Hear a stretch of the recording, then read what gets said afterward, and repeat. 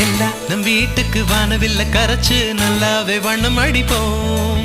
சின்ன நம் தோட்டத்தில் நட்சத்திரம் பூக்கும் சின்ன சின்ன செடி வளர்ப்போம். இது மாடி வீடு நம் ஜோடி வீடு.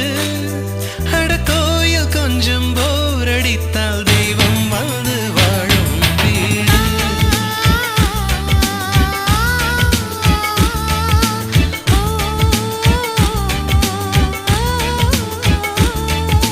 செல்லா நம் வீட்டுக்கு வானவில்ல கரைச்சு நல்லாவே வண்ணம் அடிப்போம்.